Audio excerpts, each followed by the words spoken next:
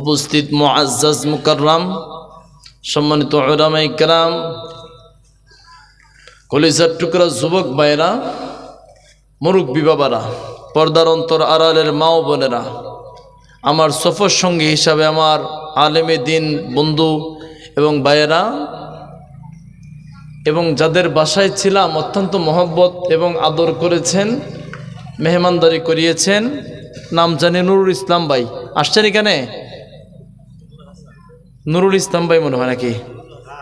আচ্ছা, আসল কথা আমি আজকে এতটা কি বলবো, এটা স্মৃতি হয়ে রয়েছে। আমি তো আপনাদেরকে বললাম ওই তো শারীরিকভাবে একটু অসুস্থ, তো উনি যখন বলছেন গরুর গোশত খাই না, উনি সঙ্গে সঙ্গে কি করছে, কোথায় থেকে জানি দেশি মুরগ একটা খুঁজে বাইর করছে, নিজে পাক কইরা নিজে আইনা দিছে সামনে। আল্লাহ বাইরে কবুল করুক, বলুন আমিন। এবং আপনারা যারা এই গুরুস্থানের যে আসল বাড়ি, আমাদের আসল বাড়ি কোথায়? গুরুস্থান, কবরস্থান। যে আসল বাড়ির খেদমতের জন্য এবং রুহের মাগফিরাতের জন্য মুর্দাগণের ইসালে সওয়াব মাহফিল, যেই মাহফিল থেকে সওয়াব মুর্দাদের জন্য দোয়া দেওয়া হয়। কার কার মা বাবা নাই, কার কার বাবা নাই, কার বাবা আছে মা নাই, মা আছে বাবা নাই, অনেকের আত্মীয় আমরা একের পর এক বিদায় দিচ্ছি। আসার সময় সিরিয়াল আছে, যাওয়ার সময় সিরিয়াল নাই, সবাই বিদায় নিতে হবে। সে আমাদের আসল বাড়ি এই দুনিয়ার মধ্যে না, এই দুনিয়াটা হচ্ছে আমাদের জন্য ক্ষণস্থায়ী। আমি যেহেতু মুসাফির মানুষ, আমি আপনাদের জন্য দোয়া চাওয়ার জন্য এসেছি, প্লাস কিছু জিনিস বোঝানোর জন্য এসেছি। আমাদের আসল শিক্ষা কোন জায়গাটা, যে ঘরের মধ্যে এই দুনিয়ার লোভের মধ্যে, দুনিয়ার মোহে পড়ে সব কিছু বরবাদ করে দিচ্ছি। 60 বছর, 70 বছর, 80 বছরের জন্য কত কিছু আয়োজন করেছি, পড়ালেখার থেকে ধরে অনেক কিছু, টাকা পয়সা রোজগার এবং সন্তানদেরকে মানুষ করার জন্য অনেক চিন্তা ভাবনা করলাম। দিন শেষে দেখলাম আপনি আমার পাশে কেউ রইল না, সবাই একের পর এক বিদায় করে দিল অন্ধকার কবরে। যে দুনিয়ার এত অল্প দিনের জন্য 60-70 বছরের জিন্দিগির জন্য এত আয়োজন করলাম, অল্প দিনের জন্য, ক্ষণস্থায়ী দুনিয়ার জন্য, আসল বাড়ি গুরুস্থানের জন্য, কবরস্থানের জন্য আমাদের সামানা তৈরি করা দরকার আছে না নাই? দরকার আছে। এমন কোন আমল আছে আমাদের যে আমল দ্বারা বলতে পারি হুজুর যে এই আমল দিয়ে আমার আল্লাহ আমারে মাফ করতে হবে? এরকম জানা আছে কোনো আমল?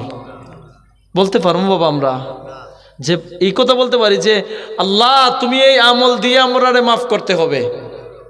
এরকম কোনো গ্যারান্টিড আমল আছে আমাদের? বলতে পারি? জানি না। সবাই একে একে সবাই বিদায় নিচ্ছে। প্রত্যেকটা দিন মসজিদের মাইকে কোনো না কোনো ব্যক্তি দুনিয়ার থেকে বিদায় নিয়ে যাচ্ছে, অমুক ইন্তেকাল করছে, তমুক ইন্তেকাল করছে। শুধু শুনতেছি, ভাবতেছি আরে অমুক ইন্তেকাল করছে, মারা গেছে, কিন্তু এই জিনিসটা ভিতরে আমাদের ঢুকে না যে আমিও এভাবে দুনিয়ার থেকে বিদায় নিব। কত মানুষের জানাজার নামাজ, কত মানুষের জানাজার নামাজ পড়তে গেলাম জীবনে, কত মানুষের কবরের পাশে দাঁড়াইয়া জিয়ারত করলাম, এই জিনিসটা ভিতরে ঢুকে না। আঙ্গুল দিয়ে দেখায় এটা দাদার কবর, ওইটা বাবার কবর, আমাদের ভিতরে এই বইটা ঢুকে না যে আমারও এই কবর হতে পারে। আমাদের মৃত্যুর পরে প্রথম রাত্রিটা কিভাবে কাটাইমো কবরে, এই জিনিসটা ভিতরে ঢুকে না। কি ব্যবহার করবে আমাদের সঙ্গে ফেরেশতা, কি ব্যবহার করবে কবরের অন্ধকার কবর, কেমন হবে আমাদের এই অন্ধকার কবর, এইটুকু কেউ জানি আমরা? রাত 2টার সময় যদি আমাদেরকে কবর থেকে উঠাইয়া বলে আল্লাহর বান্দা দুনিয়ার তো বহুত যা কিছু করছো, অনেক কিছু করছো, আমি আজকে তুমি আমার কাছে পাকড়াও হইছো, আটকা পড়েছ, দেখি তোমার কোন বন্ধু আছে আমার কাছ থেকে ছুটানোর মতন। রাত 4টার সময়, 2টার সময় কেউ যাবে? কেউ যাবে? কবরে যাবে?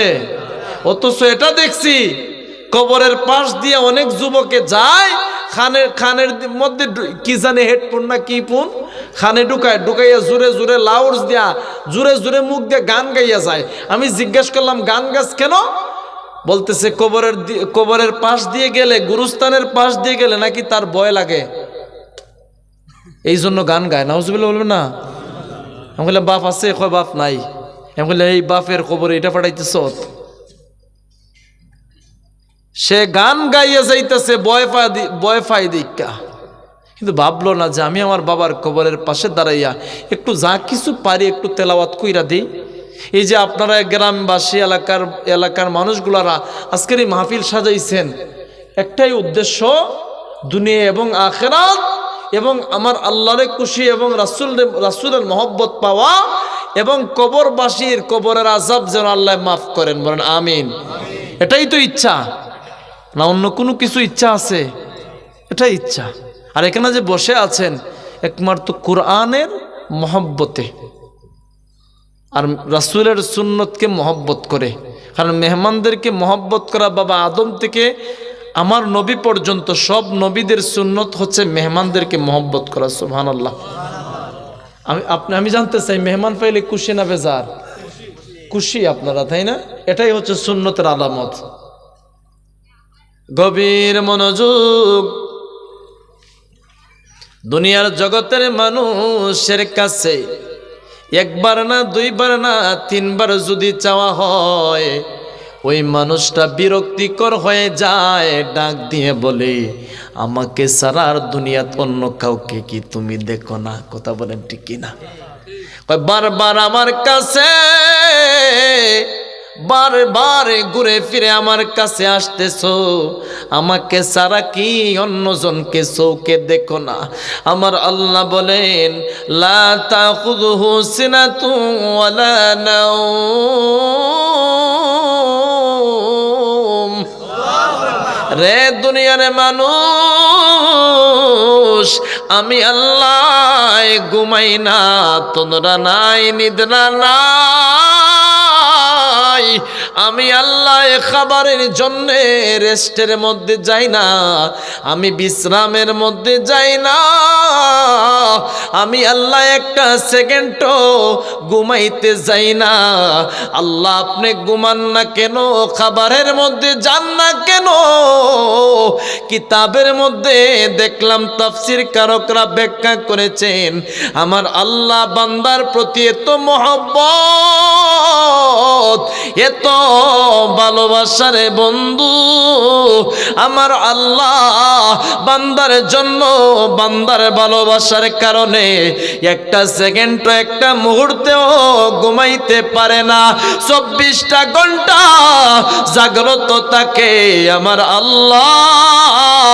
ওই মালিক ডাক দিয়ে বলে বান্দারে, আমি যদি রাতের 2টার সময়, 3টার সময়, 1 ঘটিকার সময়, 12টার সময় ঘুমিয়ে যাই, এই এলাকা থেকে যদি কোনো যুবকেরা, মুরব্বীরা, আমার বান্দিরা, আমি আল্লাহ আল্লাহ বলে ডাক দে, বেদনা ধরে, হার্ট অ্যাটাক হইয়া বিপদে পইরা, আর আমি আল্লাহ যদি ঘুমিয়ে যাই, আমি আল্লাহ ঘুমালে আমার বান্দায় কার কাছে ডাইকা সারা পাবে?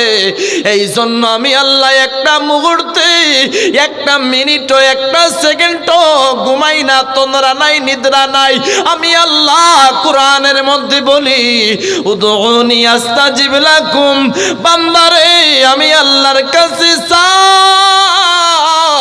আমি আল্লাহ দেওয়ার জন্য 24টা ঘন্টা অপেক্ষায় থাকি। উচ্চ আওয়াজে বলুন না আল্লাহু আকবার। তিনি কে? আল্লাহ।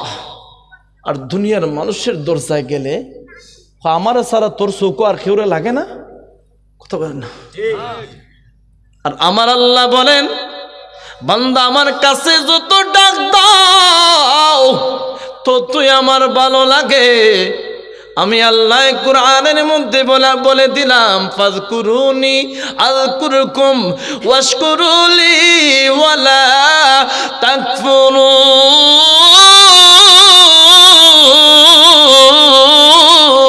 তাকফুরুন। বান্দা আমারে যখন আল্লাহ আল্লাহ বলে স্মরণ করবা, আমি তোমাকে শুধু বান্দা বান্দা বলে স্মরণ করব না, বান্দা তুমি কোন অবস্থায় পড়ে, কোন মুসিবতে পড়ে, কিবা অভাব অনটনে পইরা অসুস্থতার মধ্যে যদি পড়ে, আমি আল্লাহ আল্লাহ বলে ডাক দাও, আমি আল্লাহ তোমার সেই মুসিবত দূর করে তোমার ডাকে আমি আল্লাহ সাড়া দিতে থাকবো। তিনি কে? আল্লাহ। এখন আসল বাড়ি কোথায়? আমাদের কি হবে কবরে?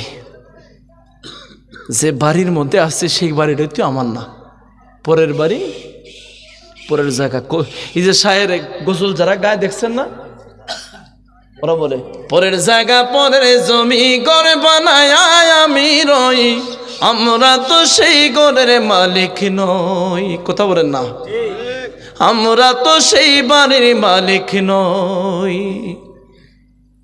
যেই বাড়িটা থাকতেছি রে বাপ, আমরা ওই বাড়ির মালিক না। যেই বাড়ি দিয়ে বাড়িওয়ালা, যার বাড়ি দিয়ে বাড়িওয়ালা, যার গড় দিয়া গড়ওয়ালা, তারাই রইল না। আপনি আমি থাকবো কতদিন? জমিনটা বড় স্বার্থপর, কাউকে ঠাই দে ছাড়ে নাই, সবাই গ্রাস করে ফেলছে। জমিনটা কি করে ফেলছে? গ্রাস করে ফেলছে। গোট আলোচনা ঢুকমু? আলোচনাত কি ঢুকবো? কষ্ট পাইতেছেন আপনারা? থাকবেন ইনশাল্লাহ। একজন বাদশা ছিল, বাদশায় কত বাদশা জমিয়ে ছিল। আল্লাহ জমিনটারে কয়েকটা মানুষ দ্বারা পরিচালিত করাইছেন। 4:50 বাজে? না না, সকাল 4টা পর্যন্ত আছি, আপনি চিন্তা করেন কেন? আমি তো অসুস্থ রে ভাই, তুই ফান দিও না, বুঝি সবই। হ্যাঁ, উনি কোথায় যায়? মনে বড় আশা ছিল যাব মদিনায়। কথা বলেন, যাইতে চাই কি চাই না? সালাম আমরা করব গিয়ে, সালাম আমরা করব গিয়ে নবীর রোজায়।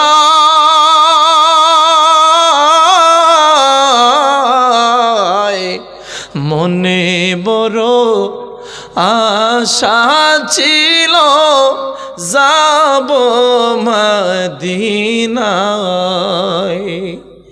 আরব সাগর পারি দেব, নাই তো আমার তরি।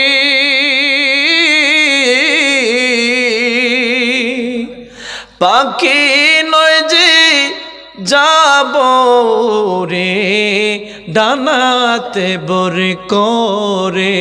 কথা বলেন, আরব সাগর পারি দেব,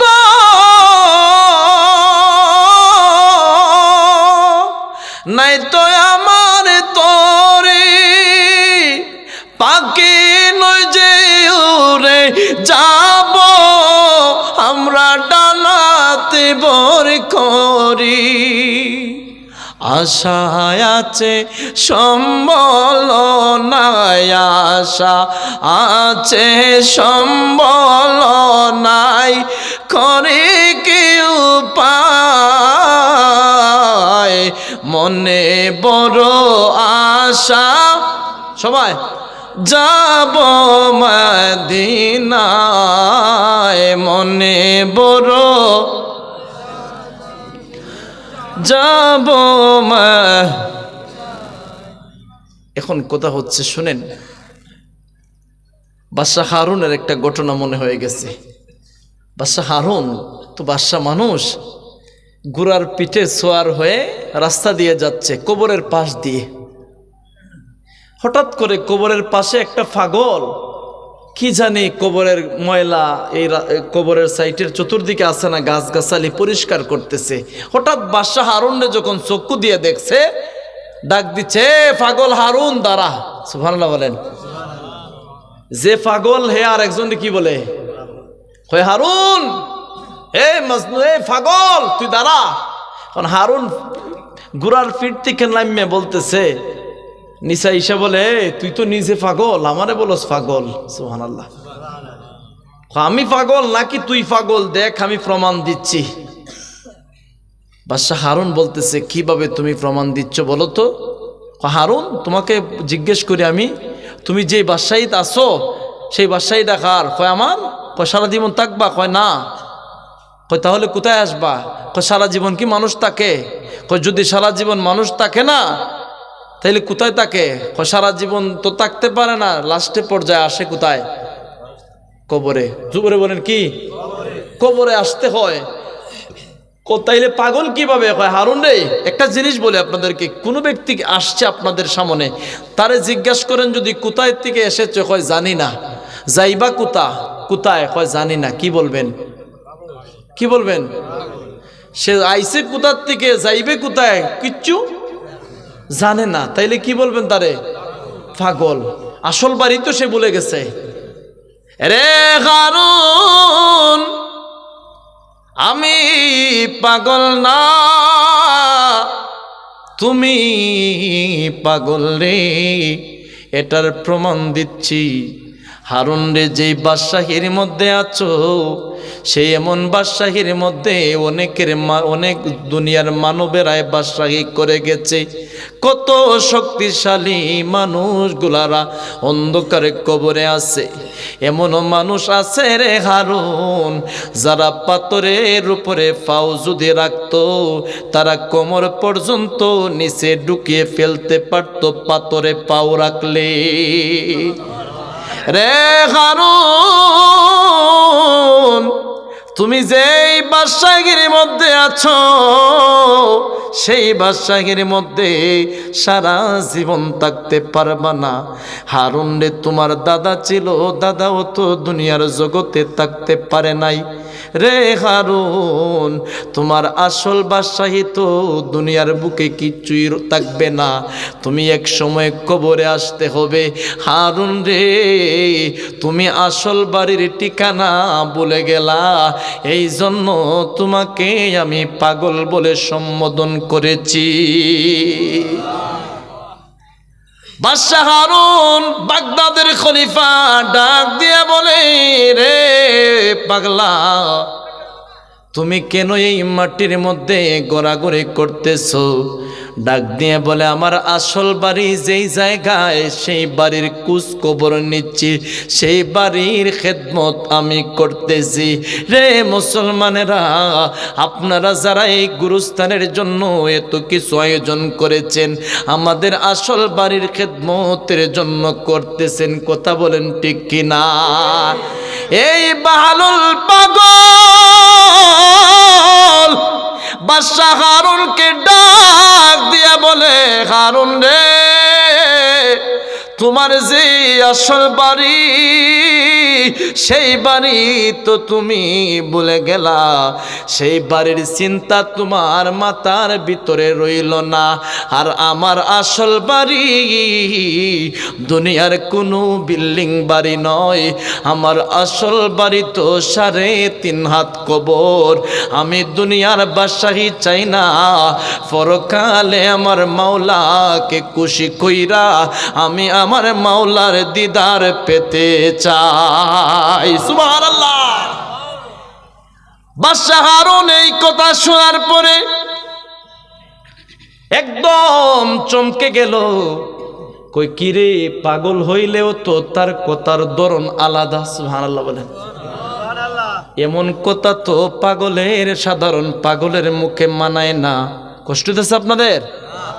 সাধারণ পাগলের মুখে মানায় না। এত সুন্দর সুন্দর কথা কেন আমার সামনে বলতেছে?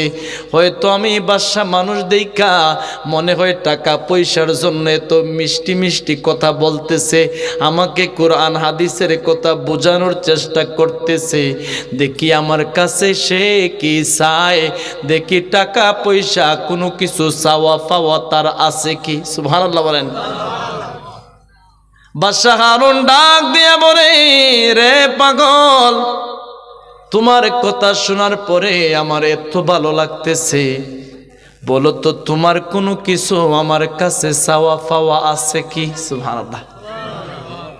ইন দি মিন টাইমে বাহালুল পাগল নবীর বংশের আওলাদ, ওই পাগল ডাক দিয়া বলে আমি তোমার কাছে কোনো কিছু চাইব না, কয় চাও, যা চাইবা আমি তাই দিতে বাধ্য। সুবহানাল্লাহ। তার ভিতরে চিন্তা হলো, আমি যেহেতু বাদশা মানুষ, আমার কাছে টাকা পয়সা স্বর্ণ অলংকারের কোনো কমতি নাই, আমার কথায় আমার এলাকার মানুষগুলারা উঠা বসা করে, তাইলে তো কোনো সমস্যা নাই, কোনো প্রবলেম নাই। ইন দি মিন টাইমে পাগল ওই বাদশা হারুনের কাছে তিনটা জিনিস চায়। এক নাম্বার কয়, হারুন রে, বারবার তোমাকে বলতেছি আমার কোনো কিছু চাওয়া নাই, তারপরেও যেহেতু আমাকে বলতেছো চাওয়ার জন্য দিবা, আমি তোমার কাছে কয়েকটা জিনিস চাই। এক নাম্বার, দুনিয়ার জগতের হায়াত যখন আমার শেষ হয়ে যাবে, ওই সময় তুমি আমার হায়াতের রশিটুকু একটু বাড়িয়ে দিবা, এইটুকু কি আবদার তুমি করতে পারবা? সুবহানাল্লাহ। বাদশা হারুন ডাক দিয়া কয়, রে পাগল, এটা কোন ধরনের চাওয়া পাওয়া আমার কাছে তুমি চাইতেছো? এটা তো আমার পক্ষে সম্ভব না, কারণ আমি একজন বাদশা হইতে পারি, কিন্তু কোনো মানুষের হায়াতের রশি, হায়াত আমার বাড়ানোর মতো ক্ষমতা নাই। জবান খুলে বলুন, হায়াতের মালিক কে? অসীম ক্ষমতা যার হাতের মুঠোয়, যার নামে বয়ে যায় জোর লালহর, ঠিক কিনা? তারি প্রেমে মন সারা দাও না, প্রভুর প্রেমে মন সারা দাও না, হৃদয়ের জানালা খুলে দাও না, প্রভুর প্রেমে মন সারা দাও না। উচ্চ আওয়াজে বলুন মারহাবা। এক নাম্বার কি চাইছে? এরে হারুন, আমার হায়াতটা তুমি একটু বাড়াইয়া দিতে পারবা? বাদশা হারুন পাগলকে বলে, যতই বলতেছি তুই দেখি আমার কাছে হাট করতেছ। সুবহানাল্লাহ। সে তো দুনিয়ার কোনো পাগল না, যেই ব্যক্তি হলো আমার মাওলার পাগল। সুবহানাল্লাহ। রে হারুন, যেহেতু তুমি আমার হায়াত বাড়াইতে পারবা না, তাইলে তোমার মুখে তুমি বাদশা বলে পরিচয় দিও না। সুবহানাল্লাহ। কই দুই নাম্বার কি চাইবা আমার কাছে চাও? কই দুই নাম্বার হলো, রে আমার সামনে যখন মালাকুল মাউত আসবে, যে মালাকুল মাউত আসলে রে, মার সামন থেকে সন্তানটাকে কাইরা নেই, সন্তানের সামন থেকে মাকে দুনিয়ার থেকে বিদায় করে দেয়, সন্তানগুলাকে এতিম বানিয়ে ফেলে, আত্মীয়দের সামন থেকে তার ঘনিষ্ঠ আত্মীয়গুলার রূহটা কবজ করে নেই। সেই মালাকুল মাউত যখন আমার সামনে আসবে রে হারুন, ওই সময় তুমি এইটা পারবাই কি বলো? মালাকুল মাউতকে আমার কাছ থেকে তুমি তাড়িয়ে দিতে। হারুন রে, এটা হলো দুই নাম্বার চাওয়া। সুবহানাল্লাহ। আল্লাহ রাব্বুল আলামিন কুরআনের মধ্যে বলেন, ইযা জাআজালুহুম লা ইস্তাখিরুনা সাআতাও ওয়া লা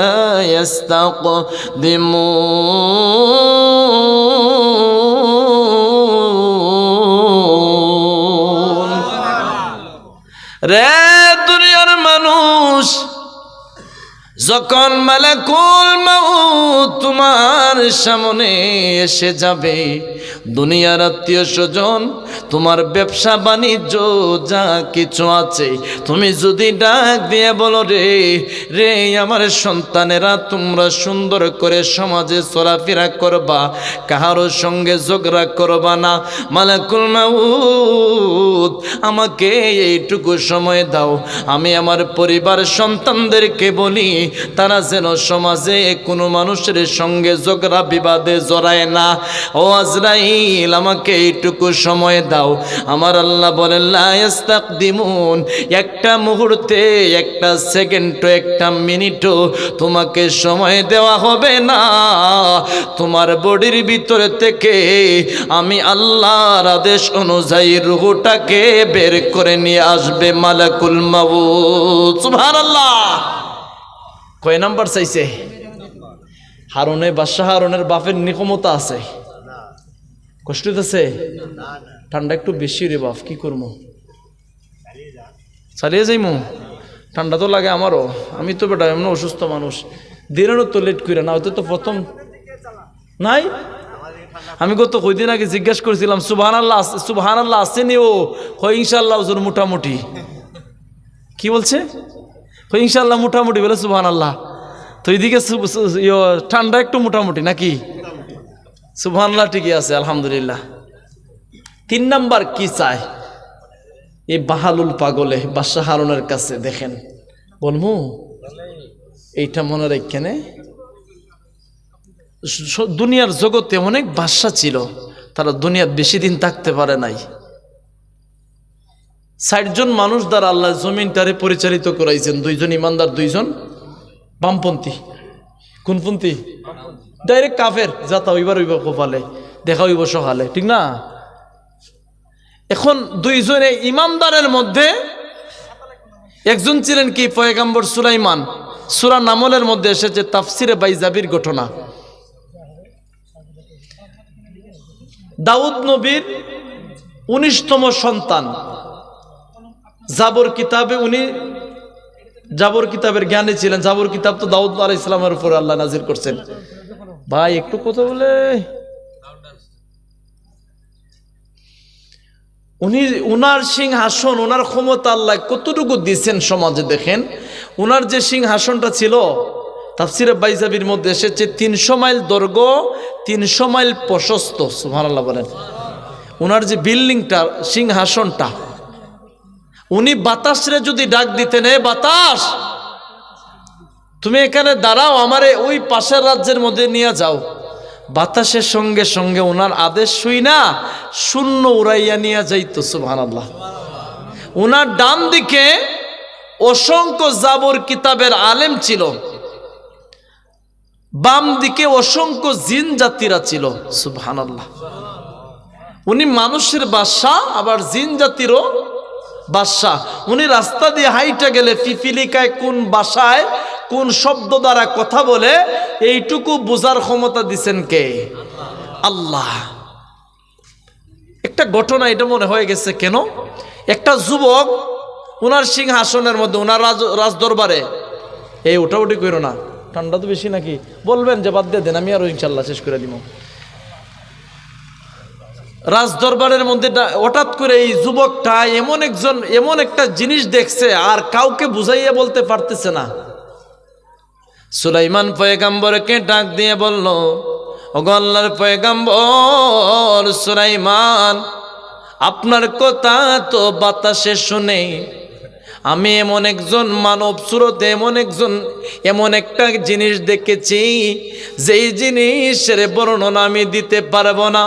আমার জীবনে এমন কোন অবস্থা, এমন অলৌকিক জিনিস আমার চোখের সামনে আর দেখি নাই।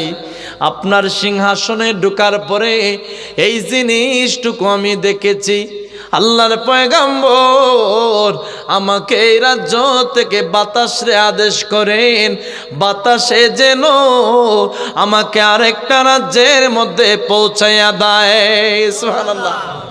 উনি বলছেন কি দেখছো, কিন্তু ভাষা দিয়ে প্রকাশ করার মতন তার ক্ষমতা নাই। বাতাসে আদেশ করছেন, বাতাসে এই রাজ্য থেকে আরেক রাজ্যের মধ্যে পৌঁছাইয়া দিল। হঠাৎ করে কিছুক্ষণ পরে আল্লাহর পয়গাম্বরের সামনে মালাকুল মাউত হাজির হয়ে গেছে। সুবহানাল্লাহ। মালাকুল মাউত আল্লাহর পয়গাম্বরের সামনে যখন আসলো, সুলাইমান পয়গাম্বরকে ওই মালাকুল মাউত তাকাইতেছেন। জিজ্ঞাসা করলেন, মালাকুল মাউত আপনি দিকে এসেছেন কারণ ফেরেশতাদেরকে রাসূল তারা নবী রাসূলগণ চিনতে পারেন। অনেক সময় মালাকুল মাউত সামনে এসেছে, অনেক ক্ষেত্রে বিশেষ। মুস্কি মুস্কি হাসতেছে আর ডাক দিয়া কয়, আল্লাহর পয়গাম্বর, আমার আল্লাহ একটা যুবকের জান কবজ করার জন্য পাঠাইছেন। আমি আয়েশা দেখি সেই যুবকটি আপনার দরবারের মধ্যে, কিন্তু তার ইন্তেকাল, তার মৃত্যু কোন জমিনের মধ্যে হবে এইটুকু আমার আল্লাহ লেখা দিয়েছেন। সেটা দিয়েছেন হিন্দুস্তানের মধ্যে, কিন্তু তাকে দেখতেছি আপনার দরবারের মধ্যে। ওগো পয়গাম্বর, আমি এটা মিল করে খুঁজে পাচ্ছিলাম না, কিন্তু কিছুক্ষণ পরে যুবক আপনার কাছে দেখি আয়েশা বলতেছে, আল্লাহর পয়গাম্বর, আপনি আমাকে এই জায়গা থেকে বাতাসকে আদেশ করেন আমাকে যেন আরো একটা রাজ্যের মধ্যে পৌঁছাইয়া দেয়। ওগো আল্লাহর পয়গাম্বর, আমি তাকাইয়া দেখি আমার আল্লাহ যেই জায়গার মধ্যে এই যুবকের মৃত্যু নামক শেষ নিঃশ্বাস ত্যাগ করার কথা লেখছেন, সেই জায়গার মধ্যে বাতাসে আইনা পৌঁছাইয়া দিছে।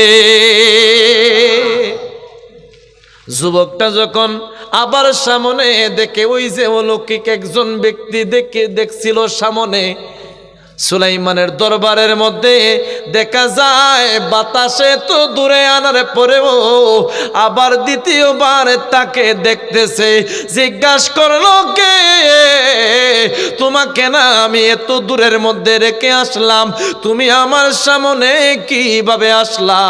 ওই সময় ডাক দিয়া কোন, আমি কোনো দুনিয়ার সাধারণ মানুষ না, আমি দুনিয়ার মানুষ নয়, আমি হলাম আল্লাহর তৈরি ফেরেশতা। আমার হাত থেকে কোনো মানব জাতি পলায়ন করার মতো ক্ষমতা নাই। জবান খুলে বলুন, হুকুম কার? শেষ। পলায়ন করতে পারছে?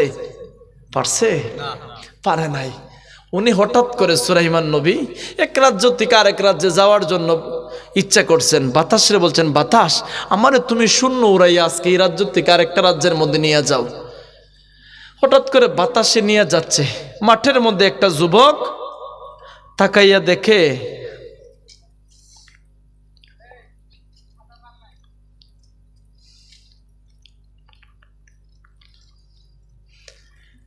মাঠের মধ্যে একটা যুবক দেখে অলৌকিক অবস্থা, বাতাসে উড়াইয়া নিয়ে যাচ্ছে। সুবহানাল্লাহ বলেন। যুবকটাই তার জবান বন্ধ রাখতে পারে নাই, কারণ আল্লাহর বান্দাদের সামনে যখন আল্লাহর কোনো মহিমান্বিত কোনো বিষয় ঘটে, তারা জবান বন্ধ রাখেন, আল্লাহর প্রশংসা আদায় করে। সুবহানাল্লাহ। এইটুকু যখন দেখলো, দেখার পরে তার জবান বন্ধ রাখতে পারে নাই, জবান বের করে জবানের আওয়াজ ছেড়ে দিয়ে উচ্চ আওয়াজে বলতে সুবহানাল্লাহ। সুবহানাল্লাহ যখন আওয়াজ দিল, সে আওয়াজটুকু আল্লাহর পয়গম্বরের কানের মধ্যে চলে গেল।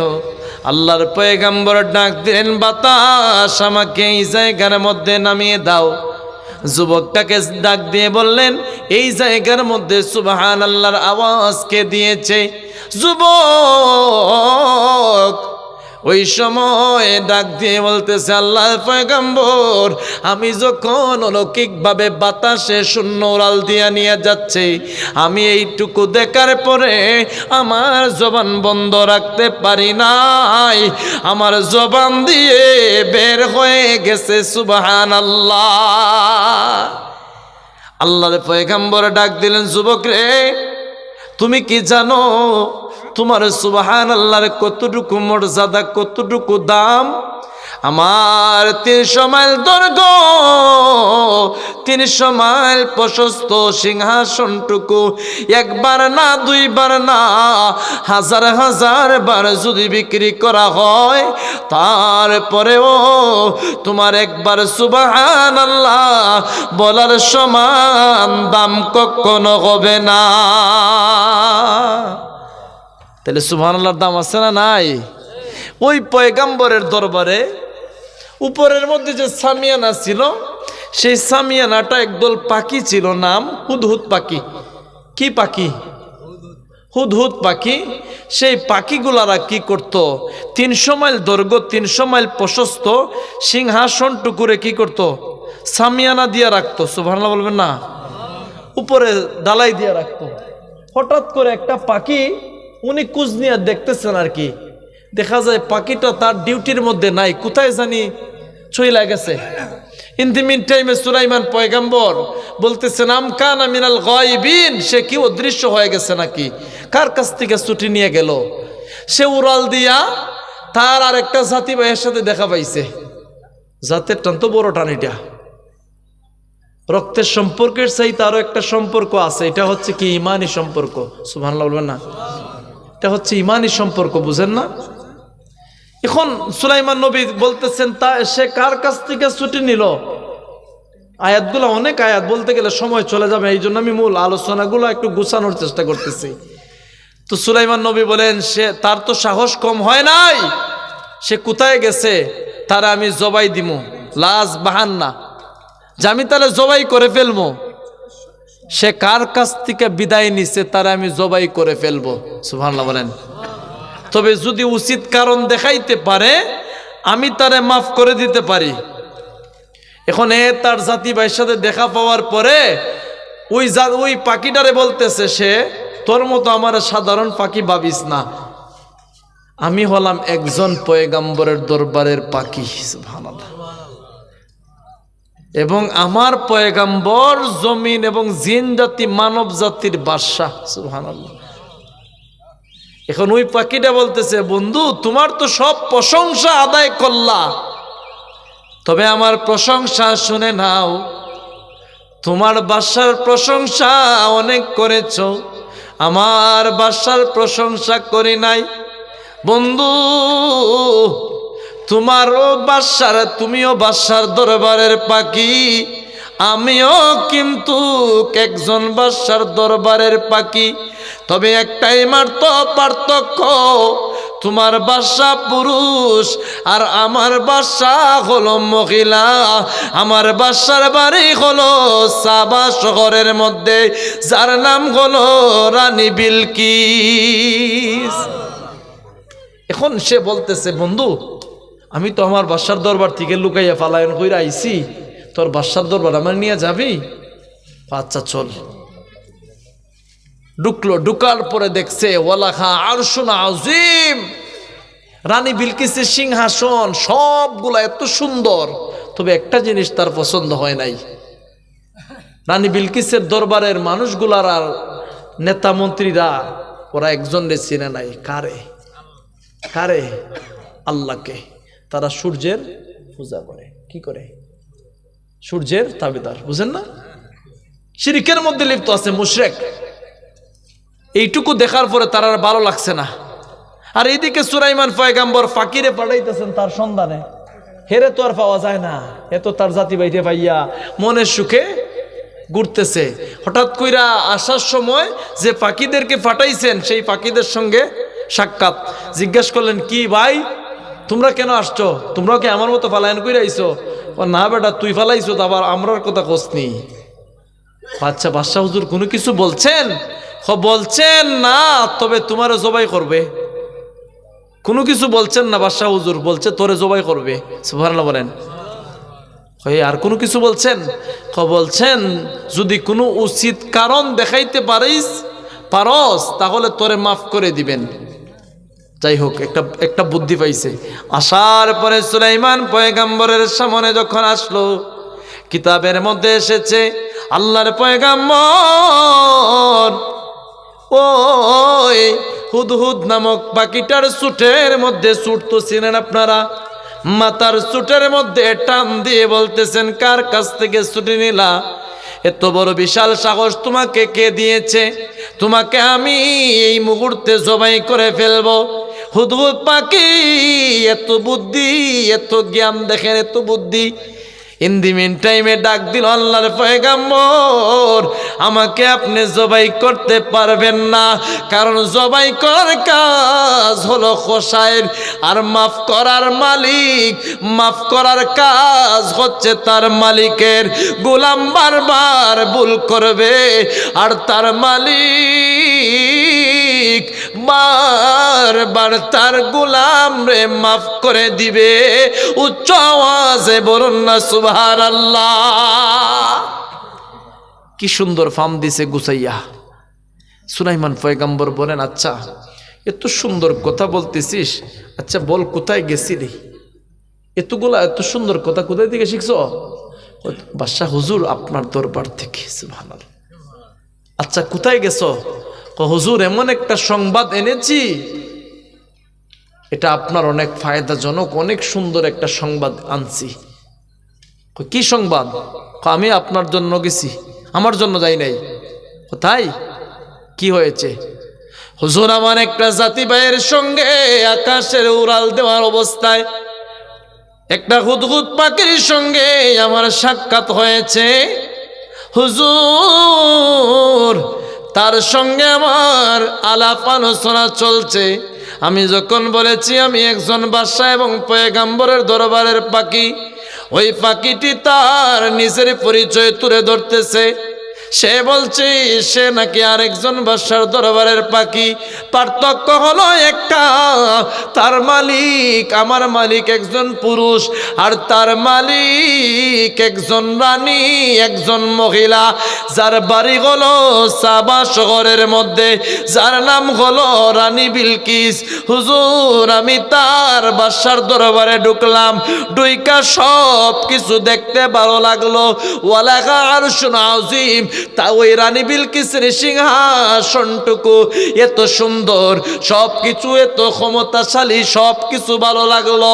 তবে একটা জিনিস ভালো লাগে নাই, ওরা আমার মালিক আল্লাহ, ওই মালিকরে চিনতে পারে না, ওরা হলো মুশরিক। হুজুর এটা অবশ্যই আপনি বিশ্বাস করে।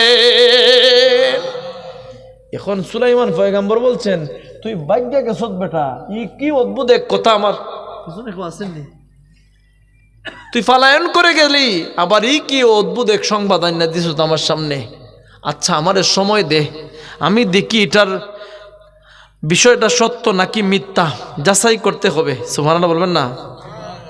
এখন যাচাই করার বিষয় হলো সুলাইমান পয়গম্বরের। এখন যাচাই করতে গিয়া ইন দি মিন টাইমে তার কাছে একটা চিঠি লিখে দিলেন। চিঠির মধ্যে এখন বড় হচ্ছে, চিঠিটা দিলেন, বলছেন এই চিঠিটা তুমি রানীর কাছে গিয়া পৌঁছে দিবা। এই রানী বিলকিসের কাছে চিঠিটা তুমি সাবা শহরে নিয়ে ঢুকবা। এই চিঠিটা দেওয়ার পরে ইন্নাহু মিন সুলাইমান ওয়া ইন্নাহু বিসমিল্লাহির রহমানির রহিম বইলা শুরু করছেন। আল্লাহ তাআলা আলাইয়া ওয়া আতুনি মুসলিমিন সাবজেক্ট, আর বিসমিল্লাহ বইলা শুরু করে লিখে দিছেন, এই চিঠিটা তুমি রানী বিলকিসের কাছে পৌঁছাইবা। আর চিঠি দেওয়ার পরে ওরা কি সিদ্ধান্ত নেয়, তুমি এটা আড়াল থেকে কি করবা, অনুধাবন করবা, তাকাইয়া দেখবা, কোনো কিছু বলবা না। ওরা কি ডিসিশন নেয় এইটুকু কি করবা, তুমি তাকাইয়া তাকাইয়া দেখবা। এখন সে কি করছে, চিঠিটা টুঠের মধ্যে নিয়া উড়াল দিয়া সাবা শহরে ঢুকছে। অনেক দূরত্ব রাস্তা, হাইটটা গেলে 2.5 মাসের রাস্তা বলতে গেলে। এখন যখন গেল, গিয়া দেখে রানী বিলকিসের সিংহাসন, মেইন রুমের মধ্যে ঢুকতে তার বিশাল তো এরিয়া, সিংহাসন একটা না দুইটা না 7টা গেট অতিক্রম করতে হয়। 7টা গেট পার হয়ে রানীর মেইন রুমের মধ্যে। এখন দেখে প্রথম দ্বিতীয় সবটা খোলা, আর ডিউটির মানুষগুলারা সবার ছুটি। রানী বিলকিসের কাছে চিঠিটা রাখা দিছে, রানী এদিকে ঘুমিয়ে আছে। এখন রানী কিছুক্ষণ পরে ঘুম ছাড়ল।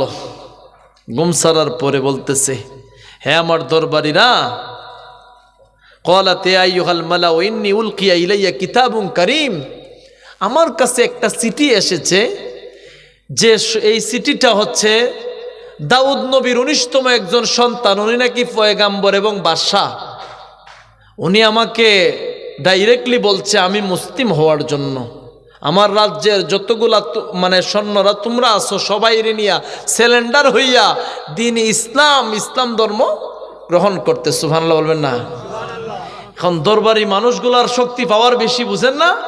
ওরা ডাক দিয়ে বলছে, হুজুর আপনারা এত বড় টেট দিছে, এত বড় হুমকি দিল, আমাদেরকে অনুমতি দেন, আমরা ওদের সাথে যুদ্ধ করব।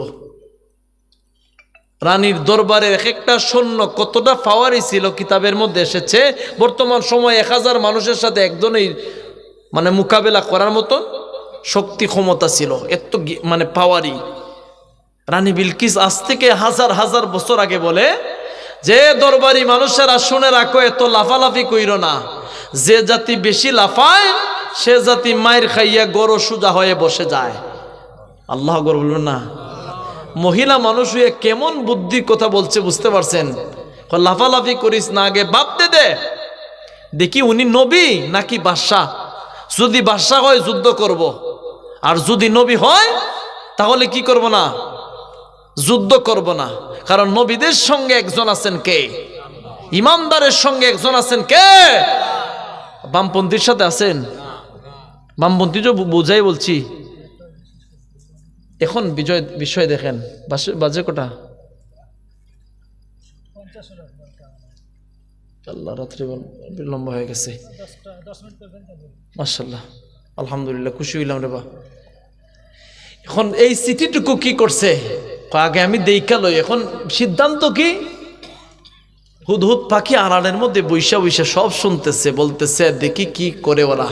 রানী বলতেছে দেখি উনি যদি নবী হয় তাইলে যুদ্ধ করব না, আর যদি বাদশাহ হয় যুদ্ধ করব। পরীক্ষা কি করবেন?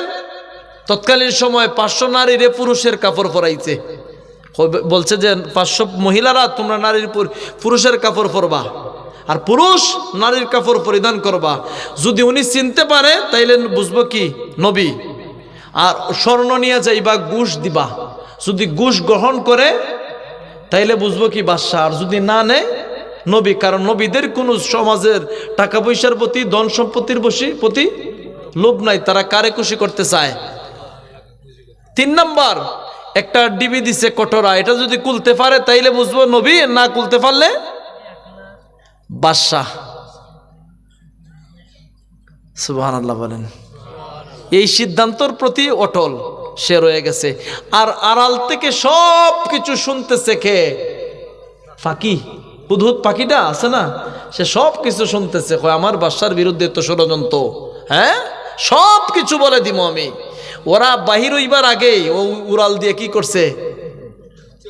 আল্লাহর পয়গম্বরের দরবারে আইসা বলতেছে, হুজুর বলছেন এই কি হইছে? হুজুর অবস্থা ভালো না। সুবহানাল্লাহ বলেন।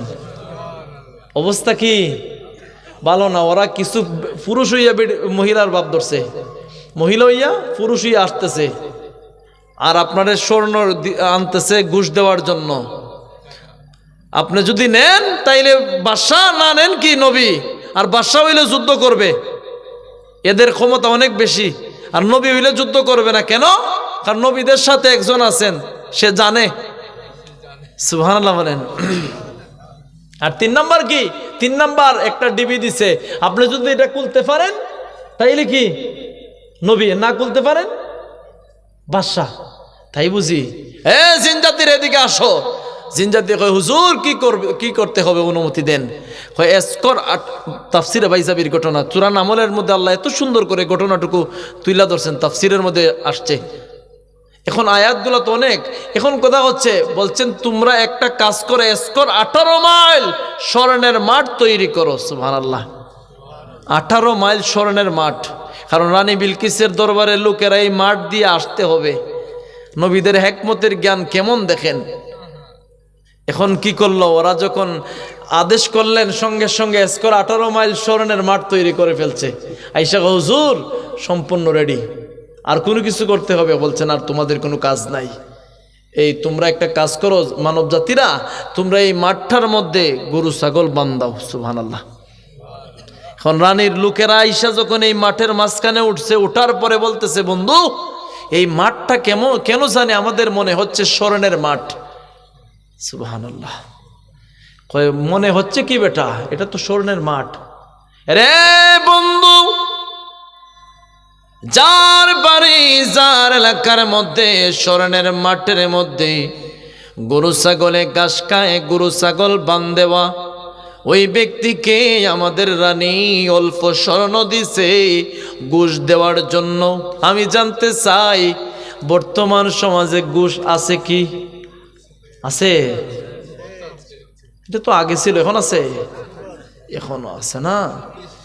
যার এলাকার স্মরণের মাঠে তো বিশাল বড় রে বন্ধু, ওই স্মরণের মাঠের মধ্যে গরু ছাগল বান্ধেওয়া ওই ব্যক্তিকে আমরা এনেছি অল্প স্বর্ণ দেওয়ার জন্য। সাবধান, তার সামনে স্বর্ণটুকু বাইরে করা যাবে না। আল্লাহু আকবার।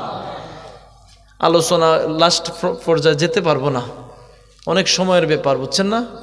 আমি তো উঠছিও লেটে, এদিকে আবার ঠান্ডাও বেশি। রানীর লোকেরা কি আসছিল না এটা শুনতেন না? হ্যাঁ বলেন, দরকার না, ঠান্ডা বেশি। আমি অসুস্থ মানুষের পরে অনেক সময় আলোচনা করছি।